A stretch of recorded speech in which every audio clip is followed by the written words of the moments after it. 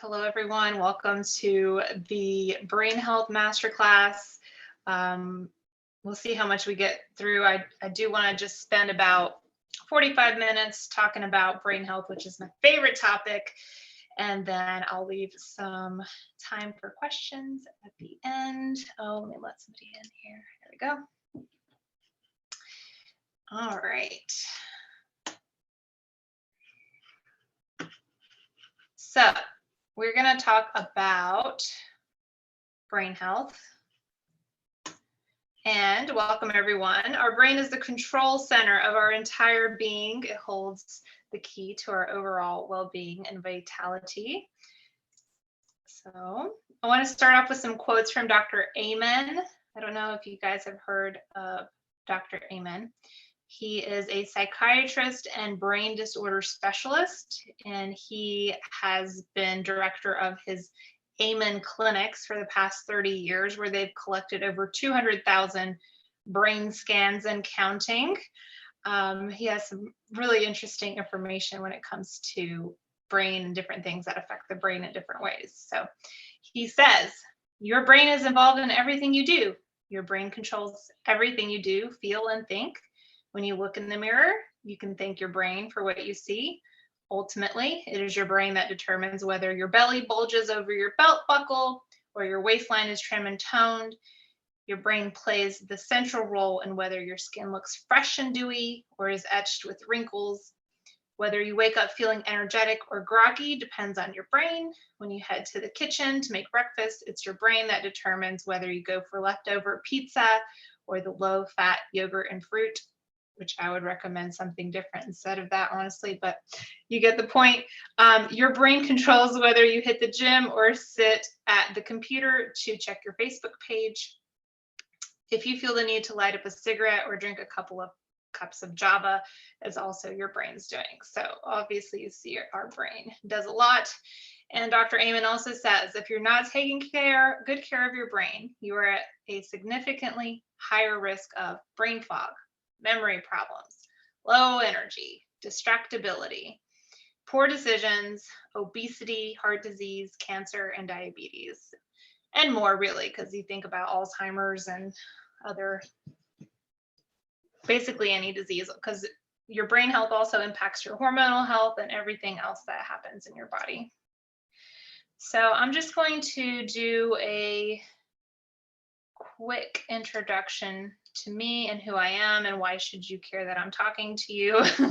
My name is Dr. Theodora Prekup. I'm a pharmacist, personal trainer, nutrition coach, and functional medicine specialist. And briefly, I lost my brain, I felt like, when I went through severe burnout and depression, and my brain felt fried. Poor memory, poor cognition, mentally, physically tired, depressed, feeling hopeless, crying every day. So when you don't feel, I know when you don't feel good in your mind, you are either going to get stuck there or go into this negative spiral. So through functional medicine, I was able to get my brain back, and that helped me transform my life. And so I feel like I can relate to people kind of in that situation, which is many Americans these days are burned out, depressed, or stressed, all the things, anxious.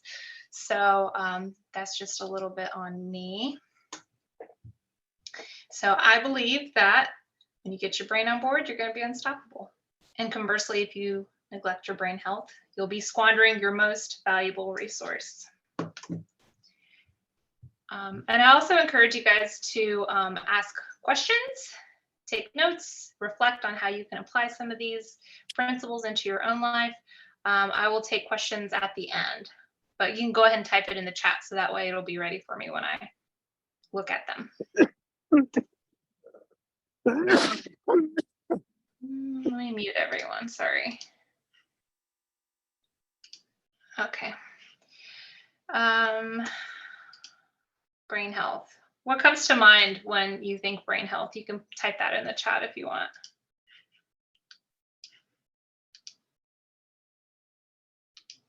Okay. So many people think mental health, and we were just talking about stress and depression and anxiety and burnout. So oftentimes these conditions go hand in hand. Yeah. So depression is more than just a feeling of having a bad day or a bad week. It's when a sad mood lasts a long time and your normal life is no longer normal because of your mood. And so CDC kind of I put some of the symptoms here. Feeling sad or anxious, not wanting to do activities that you used to do, and feeling irritable, easily frustrated or restless, having trouble falling asleep or staying asleep, waking up too early or sleeping too much, eating more or less than usual, experiencing other symptoms like aches, pains, headaches, or stomach problems, having trouble concentrating, feeling tired, feeling guilty, worthless, or helpless, or thinking about suicide.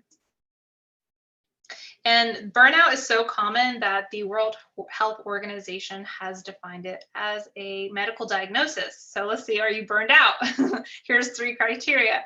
Number 1, feelings of energy depletion or exhaustion. Number 2, increased mental distance from one's job or feelings of negativity or cynicism towards one's job. Reduced professional efficacy. I was burned out. I don't know if any of you guys can relate to that. According to some data collected by Zippia.com, 89% of workers have experienced burnout within the past year. So I think it's safe to say that more than one of us in this room has experienced burnout. The top 3 work-related complaints from burnout: fatigue, cognitive weariness, and emotional exhaustion. So at CVS, where I used to work, I noticed many of my pharmacist colleagues and pharmacy technicians were taking antidepressants, myself included. So let's talk about antidepressants for a bit, because they're one of the 3 most commonly prescribed prescription drugs in America, used to treat mental health disorders like depression, anxiety, and more. And if you can see, in 2005, 11% of Americans 12 and up were on an antidepressant. And then in 2012-ish, 13%. And it just keeps going up.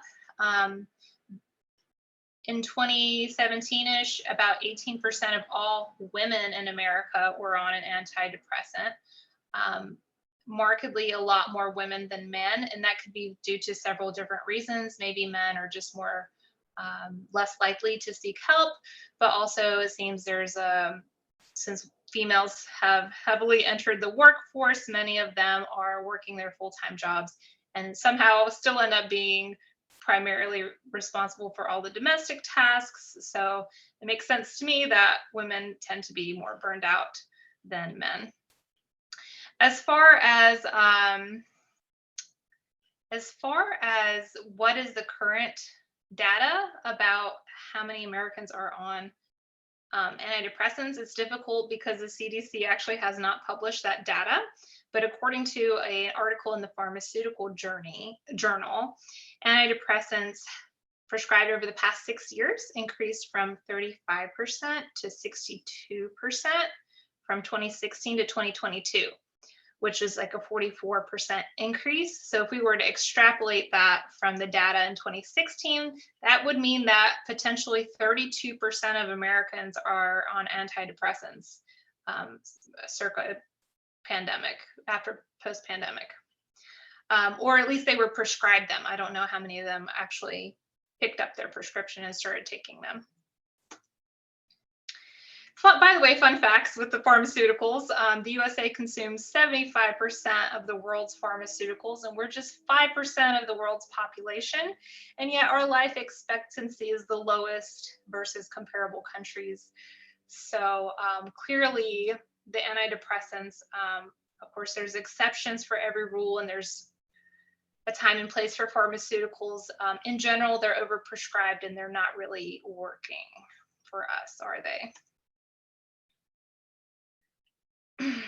So, according to the World Health Organization, depression is the leading cause of disability worldwide, affecting over 264 million people of all ages. And it's not only a mental health condition, but also has significant implications for brain health. It can lead to changes in brain structure and function, affecting cognitive processes, emotional regulation, and overall health and well being. Sounds kind of scary, right? Depression can actually change your brain structure. But there is good news. Research suggests that the brain structure and function changes associated with depression can be reversible with appropriate interventions sustained over time, which support neuroplasticity and or neurogenesis, which are fancy words I'm going to define soon. A little bit about the brain structure. There's two main types of cells in your brain, neurons and glial cells. So I want to talk about neurons. Those are nerve cells, and there's estimated to be 100 billion neurons in your brain. They are electrically excitable cells of the brain. Side note, that's why you need electrolytes, aka minerals, because that's required to make the electrical impulses happen. But to define neurogenesis and neuroplasticity, also sometimes just referred to as plasticity, neurogenesis is the creation of new neurons, and neuroplasticity is the creation of new connections between those neurons. And so plasticity allows the brain to adapt and reorganize in response to a stimulus, like a new experience or the correction of a nutritional deficiency.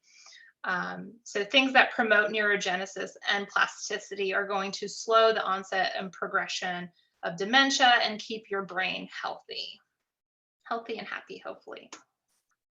Let's talk about Alzheimer's a minute, because that's a big one. And the statistics are pretty mind-blowing, actually. The lifetime risk for Alzheimer's for women are 1 in 5 and 1 in 10 for men. Older Black Americans are about twice as likely to have Alzheimer's or other dementias as compared to older whites, and older Hispanics are about 1.5 times as likely to have Alzheimer's or other dementias as older whites. 1 in 3 seniors dies with Alzheimer's or another form of dementia, and currently more than 6 million Americans are living with Alzheimer's, and by 2050, that number is projected to rise to nearly 13 million, more than double we're projected to see. And according to the Mayo Clinic, although there's no proven hard data Alzheimer's prevention strategies, there is strong evidence that suggests that healthy lifestyle habits play a role in reducing the risk for dementias. And we're going to talk about some of those today. And by the way, here are the Mayo Clinic's recommendations to promote good brain health and try to reduce your risk for Alzheimer's. They say avoid smoking, control your blood pressure, cholesterol, and blood sugar, eat a balanced diet, be physically and socially active, maintain a healthy weight, use your cognitive skills like your memory skills, avoid head injuries and protect your hearing, and limit the consumption of alcohol. A side note about smoking. Smoking is harmful to your brain. It causes inflammation, and even marijuana smoking does this. In addition, there is significant data on how marijuana impairs memory, and the impairment in cognition can last years. And sometimes the changes to your brain can be permanent, especially when people start smoking marijuana in their teenage years, because their brains are still developing, and this can cause lifelong issues. Another side note I want to point out is regarding genetics and epigenetics. So there are genetic markers that make you predisposed to struggling with mental health issues like depression, such as the MTHFR and COMT genes, which are two that I have variations in that make me very likely to have depression. And also cognitive diseases of like Alzheimer's, like the ApoE4 gene puts you at risk for Alzheimer's. At Omen Wellness, we do offer genetic testing, and these may be interesting for you to know. And we believe the more that you know about yourself, the more leverage you have at getting where you want to be and mitigating any risks that your genetics put on you. So in reality, I am a fan of epigenetics because all that means is in reality, you have the ability to switch off the expression of these genes with your lifestyle, which is very empowering information that I think when people just think genetics, they think they're doomed to a certain outcome, when in reality, you're not. Okay, talking about the foundations of brain health. Your brain is made out of things that you eat. And a better brain starts with what you consume. And although brain games may be helpful, that's not really the most important thing. Your nutrition is the foundation. Like they say, you can't build a house on a bad foundation, right? You can't have a super good brain on bad nutrition. So we also have a blood-brain barrier, and it's pretty selective about which nutrients cross it, but it doesn't prevent all hazardous things from crossing. Like alcohol, for example, can cross, and other potentially hazardous things, but it does do a pretty good job. But sometimes our barrier can get damaged as well. Other fun fact, our brain accounts for only 2% of our body's overall weight, but it actually consumes 20 to 25% of our caloric intake. So our brain is a energy hungry organ, rightfully so. It does a lot for us. All right. I put that information on there twice, didn't I? Okay. So components of your brain. Your brain is mostly water and fat. So I'm going to spend a lot of time talking about water and fat. But 75% of your brain is water, 11% fat, 8% protein, 3% minerals, and the rest are mostly carbs and some sprinkles of other compounds. And these are the nutrients that your brain needs. So water is the most important thing. You know, your brain can only survive 3 to 5 days without water, or it'll shut down and you'll die. But it will survive, you know, maybe a month or two without food. But here at Omen Wellness, we're more interested in you thriving and not just surviving. We don't want you to just have the bare necessities, right? So I'm going to share some data with you throughout the presentation about different things. And today right now we're going to talk about this little study, a public health study that they looked at college students and regarding their hydration levels. And so basically, there were some dehydrated students having some issues, and within a short time, they got them hydrated, and that alleviated their fatigue, improved mood disturbance, boosted short-term memory, and enhanced their focus and reaction times. Just with some hydration. So rule number 1 to brain health is avoid dehydration. Even mild dehydration has been shown to decrease performance in cognitive tasks. So a tricky question can be, well, like, how much water should I drink? And you might have heard different recommendations. Some people had said 8 to 8 ounce cups of water, but there was some research reviews that kind of determined there's not really a reliable conclusion on an exact water recommendation. It depends on a lot of different factors. Like, do you live in a hot location? Are you physically exerting yourself? How big are you? What kind of foods are you consuming a lot of? Like, do you eat a lot of wet foods like fruits, veggies, soups? And then like also how much salt and other minerals are you consuming? Are you in good health? About 20% of our fluid requirements actually do come from solid foods, but that will vary from person to person.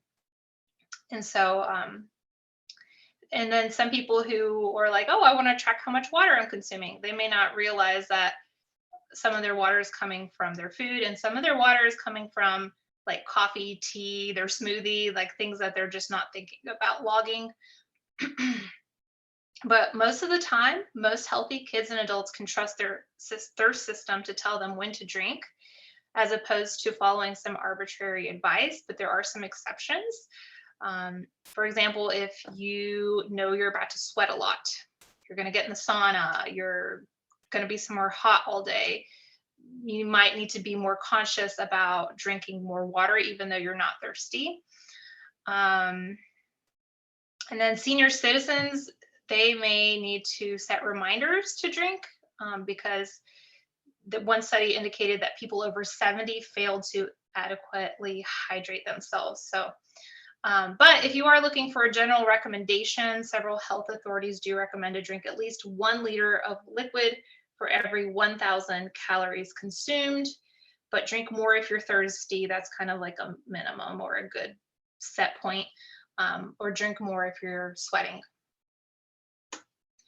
So we talked about how we don't want to get dehydrated, but there's also a lot of talk about, well, which water should I drink? This water's good, this water's bad. But in reality, sometimes you don't, what's the term? Beggars can't be choosers, right? So in reality, if you're in a place and you're thirsty and all you have access to is like tap water, you're going to drink the tap water because that's going to be the best option for you not to get dehydrated.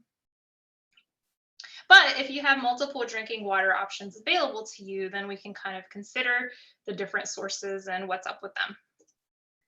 So tap water is often contaminated with a lot of different things: metals, plastics, the PFAs, which are the forever chemicals, the pesticides, pathogens, and pharmaceuticals, and more.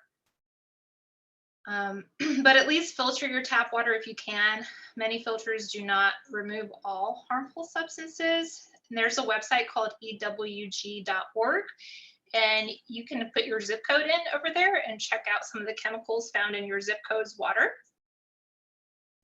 Well water is also often contaminated from various chemicals, whether they be from farming or landscaping or some other chemical runoff. Maybe you live near a nuclear power plant or an industrial site. Also, septic system runoff has been known to get into well water, or dead animals falling into the water source.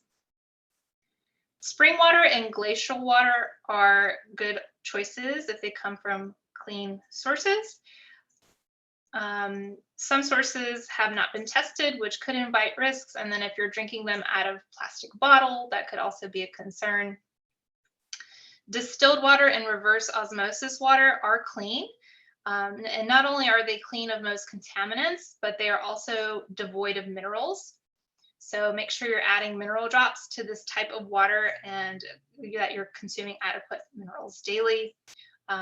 Here at Omen Wellness, we do offer mineral checks with a simple hair test to see your last 3 months worth of mineral status, to see which ones you're like chronically been deficient in. We can tell that with a simple hair test that I can mail to you. Alkaline water. Drinking too much alkaline water can cause alkalosis and cause symptoms of nausea, vomiting, or feeling drunk. This actually happened to me, believe it or not. I was in a competition prep for like a bikini bodybuilding show, and I had to drink like over a gallon of water during prep week.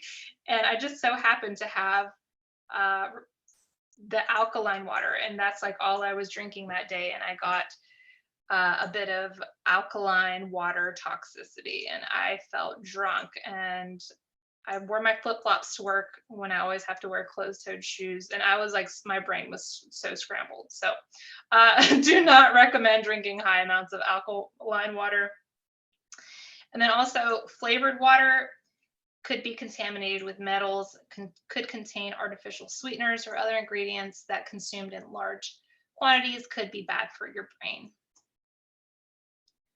I want to talk a lot about fats, especially the fats that cross the blood-brain barrier, the most important one being the omega-3 fatty acid called DHA. There's a study that looked at, there's been lots of studies actually that looked at DHA and EPA. So the lack of DHA and EPA have been found to be particularly harmful to the memory center of the brain. And a study compared subjects taking 3 grams of fish oil per day versus placebo for 5 weeks. And the people taking the 3 grams of fish oil per day significantly improved their cognitive performance. So just be mindful of the quality and the source of the fish oil. Look for third-party tests for quality and contaminants. A lot of them can be contaminated with mercury. So here's some sources of DHA: wild-caught salmon, herring, sardines, mackerel, trout. Fish eggs are concentrated sources. So that would be like caviar or salmon roe. And other sources would include grass-fed beef, pastured egg yolks. So the recommendation for DHA really is to eat fish 2 times a week and supplement with a quality fish oil. Side note, I don't recommend being vegan or vegetarian because when you restrict any major food group, you will develop nutritional deficiencies, and that's not good for your brain. But if you are a strict vegan for religious reasons or whatever, and you won't eat any fish, then you can supplement with a high quality marine algae oil. The plant form of omega-3 is ALA, and your body can convert a small amount of ALA into the DHA. By the way, when we're talking about fish, you may have seen in the store some of the fish say wild caught, and then some may not specify, but usually most of the fish is going to be farm raised. There's actually key nutritional differences between the wild caught salmon versus farm raised salmon. And here's a depiction of that. This image comes from NASM, the National Academy of Sports Medicine. And if you'll notice, this is the wild salmon and this is the farmed. Look at the omega-6 profile. Wild has 341 and farm raised has 1900, significantly more omega-6. So we want omega-3s, more omega-3s, not more omega-6. When you have too much omega-6 compared to omega-3, that causes inflammation in your body. And then also of note, there is more saturated fat in the farmed raised salmon. There's 1.9 grams versus 6 grams. So saturated fats are kind of controversial. It seems like developing brains need saturated fats more so than adult brains. So too much saturated fat may actually be damaging to the brain, but there's been conflicting evidence on that. So I'm not going to talk too much about saturated fats, but the omega-3 to omega-6 information is well documented. We want more omega-3s. So wild caught is best. All right. Another fat that can cross the blood-brain barrier and help you with your brain health are phospholipids. Those give your brain cells shape, strength, and elasticity.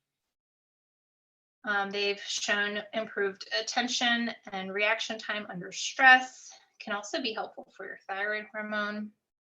And there's 4 subcategories of phospholipids: phosphatidylserine, phosphatidylethylamine, it's hard to say, phosphatidylcholine, which is a precursor to acetylcholine, and also provides you with a little bit of choline, which is very good for your memory and focus. Oh, that's what I wanted to point out, this study, which was kind of interesting. A study at the University of North Carolina showed that the amount of choline your mom consumed during your pregnancy and breastfeeding time heavily impacts the development of your memory center. So just an important, especially for women who are pregnant, to make sure that they are consuming plenty of all the healthy fats. Some sources of phospholipids include egg yolks, seafood, white beans, soybeans, milk, oats, sunflower seeds, soy lecithin, chicken liver and heart, and beef liver.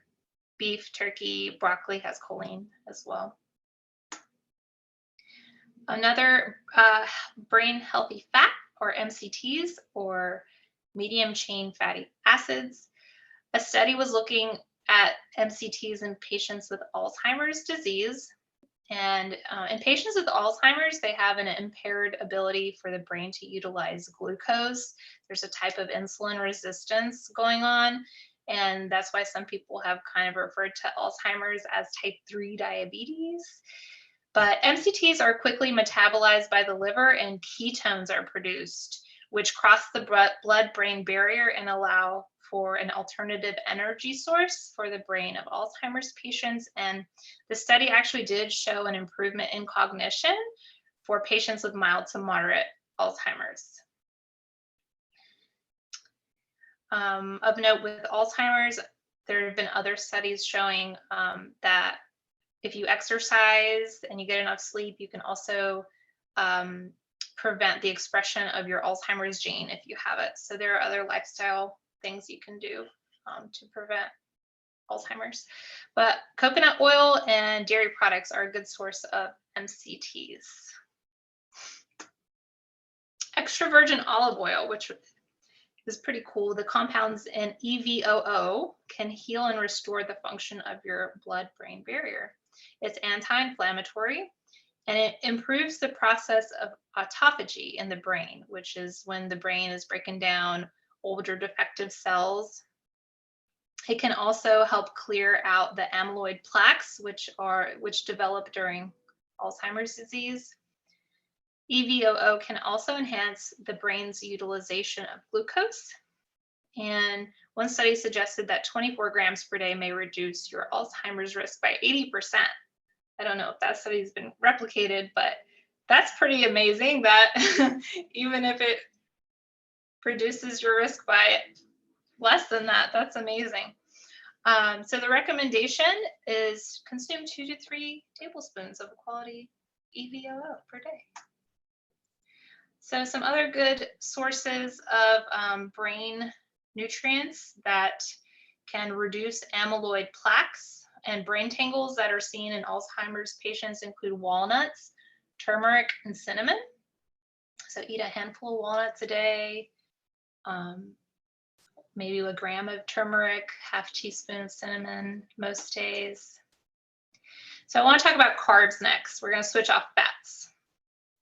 So glucose is the brain's preferred energy source, but too many carbs or sugar is not good for your brain. So sugar and carbs turn into glucose, just to set the stage. So dietary guidelines recommend do not consume more than 30 grams of added sugar per day.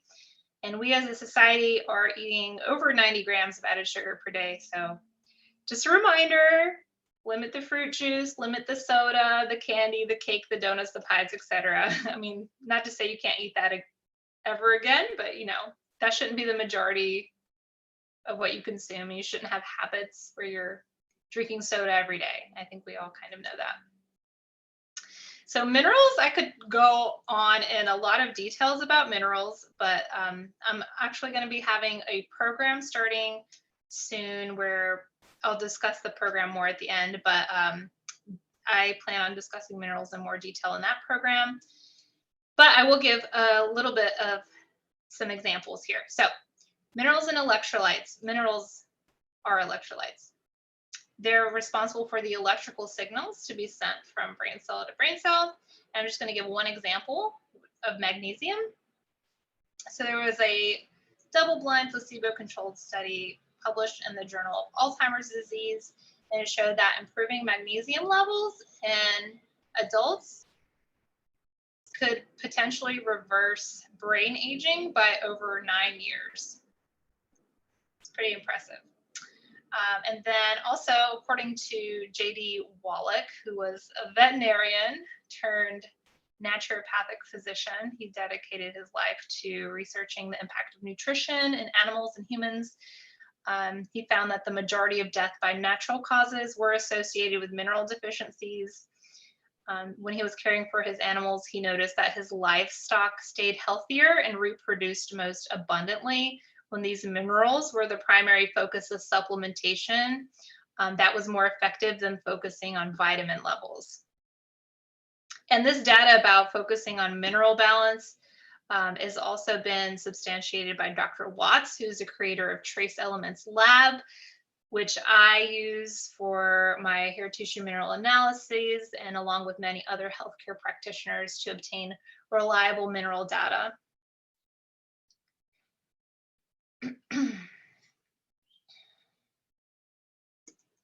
Okay, at this point, we're going to kind of speed through a few notes because we're going to run out of time. But other things that are important for your brain health are vitamin D. So making sure you get outside and get your sunlight every day, at least 15 minutes of, especially in the warm months, try to expose your arms and your legs and get out in the sun. B vitamins, very, very important for your mental alertness and cognition. Some sources: eggs, meat, liver, leafy greens like spinach. Vitamin C is good too. Other things to consider for brain health that are not nutrition related: stress management, sleep, trying to avoid chemical injury or toxins, and also trying to prevent physical injury. Stress causes you to burn through certain minerals at a quicker rate, and we all know that we need an abundance of minerals, the right levels. You can have too much minerals too, so you want to be careful not to just take minerals because you think you need them and not have actually tested, because then you could create an imbalance for yourself. So yeah, minerals are, I'm going to skip over that. Sleep is something else I would talk about more in the program, but that's something they showed, the reduction of amyloid plaques, or not developing them if you get enough sleep. So that's important for your cognition and for the prevention of Alzheimer's. So try to prioritize your sleep. Try not to look at electronics within an hour of bedtime. Keep your room dark. Try to get exposed to natural sunlight in the morning. All good habits. You can look up sleep hygiene for more. Chemical injury would be like alcohol, drugs, substance abuse, plastics, toxic chemicals, heavy metals. And then physical injury would be, of course, like contact sports, like soccer players hitting their head on a ball. It's really not good for their brain health.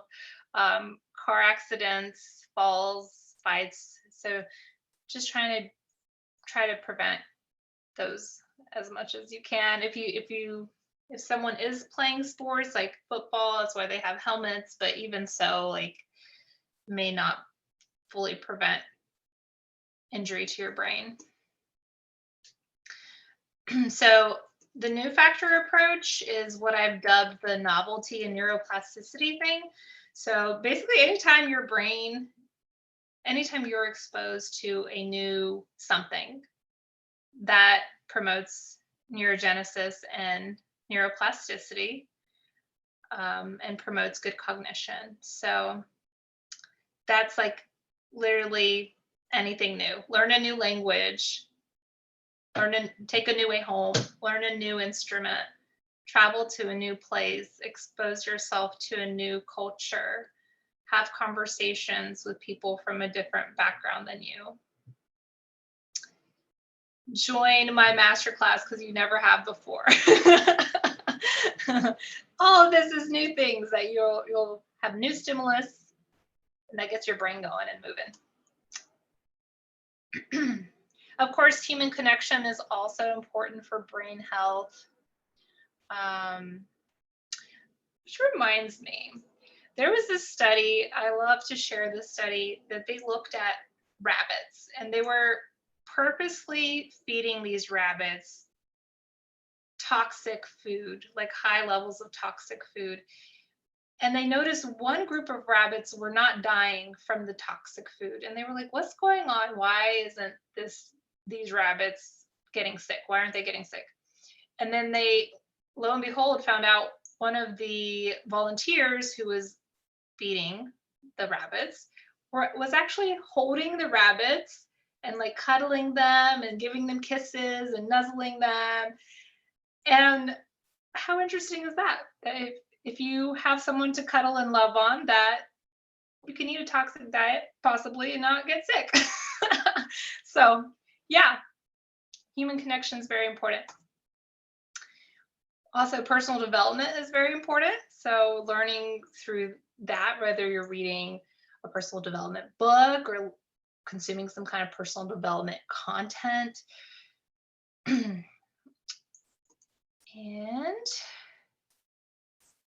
the good news is if you do come from a negative environment, you can cultivate a positive outlook through personal development. And so if you are the 5 closest people to you, but you don't have anyone in your inner circle who currently inspires you, you can find people through the internet or in books or by joining a meetup group of a mutual interest. So there are ways to be surrounded by people who have a positive mindset, even if you don't have somebody currently in that role in real life to you.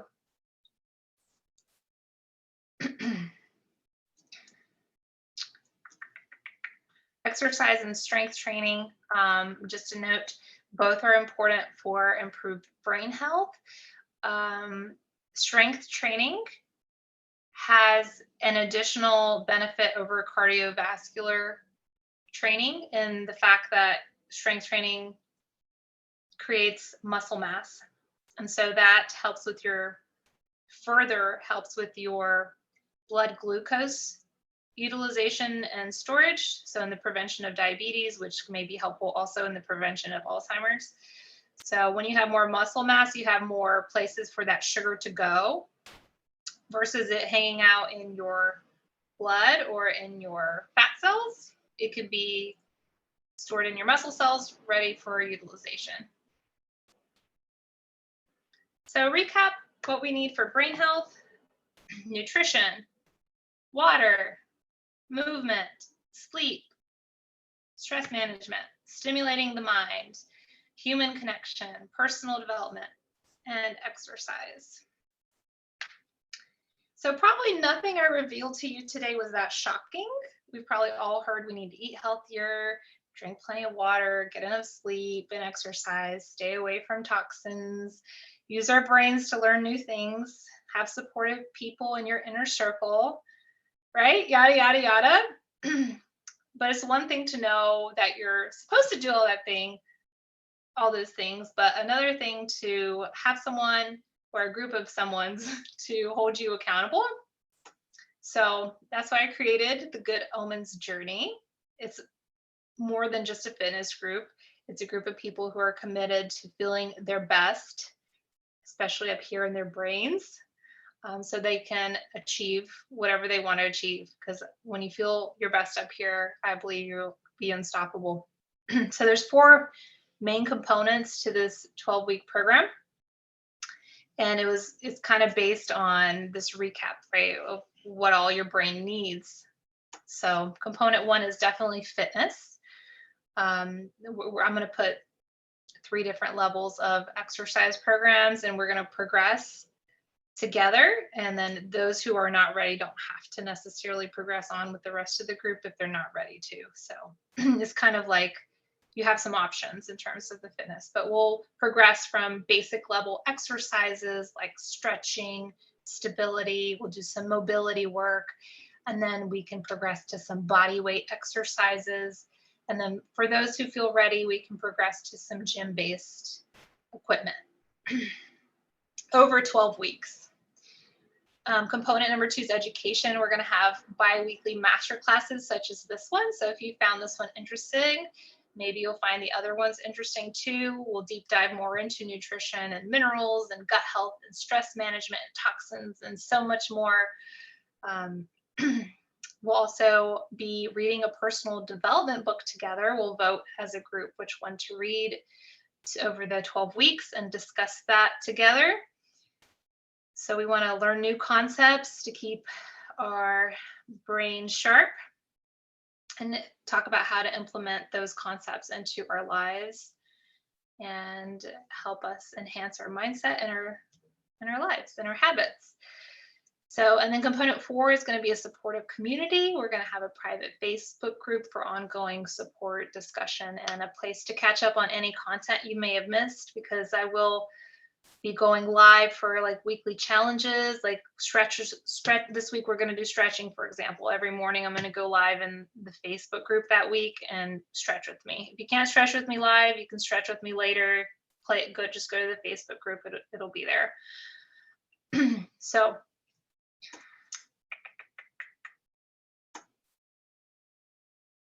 when we work on improving our brain health together, we'll not only improve our mood, cognition, and energy levels in our brains, right?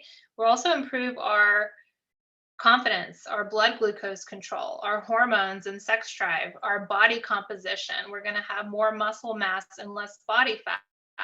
We're going to improve our relationships. We're going to reduce the risk for future diseases like diabetes and Alzheimer's. And so for the first 5 people who use this code at checkout, this Good Omens journey is going to be $50 off. And right now I add an introductory price of only $150. So if the first 5 people go to omenwellness.com, you can book online the Good Omens journey and use this code BRAIN-50. So that's like you're only paying $100 for the 3-month program. And if you have any kind of active injury, I would recommend you work with a physical therapist, or if you have an old injury, you may wish to work with someone in person who's specializing in corrective exercises. But I will be providing an app for people who join, and they will have videos of each exercise you can watch to learn how to perform each exercise correctly.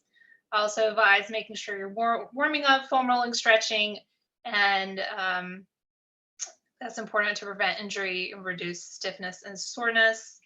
And that's something I would go over in the group as well. But if group coaching is not for you, I also offer one-on-one services.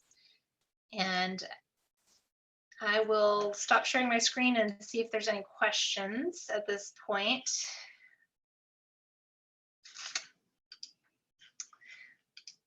How's everybody doing? Did you learn anything new? And what was a takeaway that you had, or do you have any questions?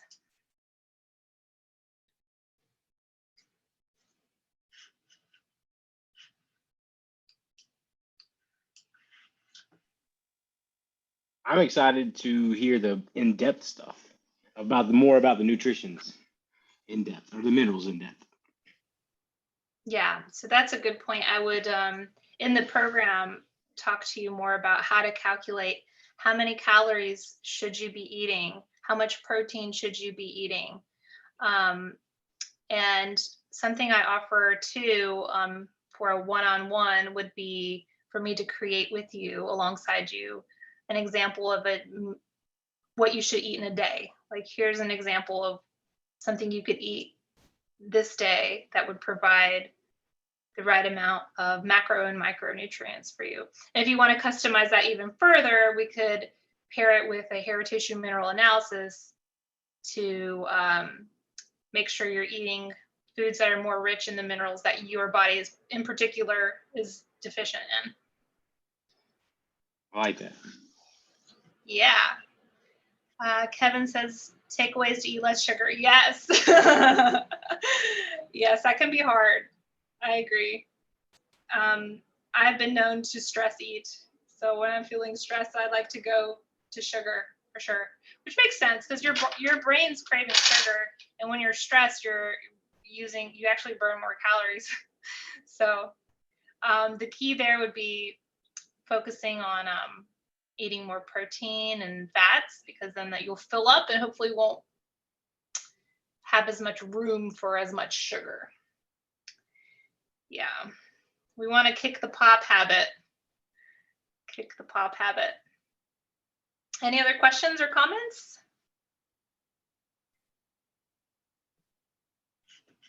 Can we read Dead Doctors Don't Lie for our book? We can take a vote. We can take a vote. I know. It'd be a long book. It is a long book. It's interesting about how he learned about minerals and stuff. Yeah. Very. So coconut oil. Unrefined is better.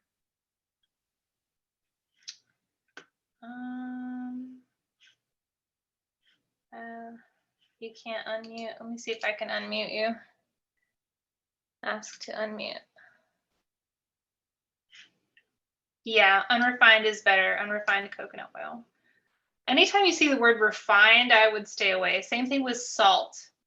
Refined salt, the salt that's white, throw it in the trash. It's pure sodium, and it's not gonna be a balanced thing, and that might spike your blood pressure more. So if you actually get salt, like sea salt, it should be kind of a brown color. Yeah, you want a salt that has color to it. Pink salt's fine, because that just means there's other minerals in there to kind of balance out the sodium.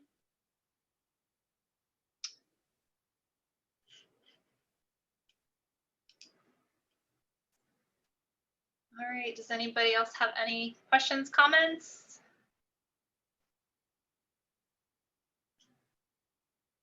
No? All right, well, I appreciate everyone joining in tonight. And you can always reach out to me on either by email or on Instagram. You can send me a DM on Instagram at Omen Wellness, or email me info@omenwellness.com. Symptoms are like omens. If you're feeling tired, depressed, stressed, those are symptoms. Are you going to ignore them? If they cause you to be proactive with your health, they're not necessarily bad, right? All right. With that, we're going to end. Thank you all so much for joining me, and hopefully we'll be in touch soon.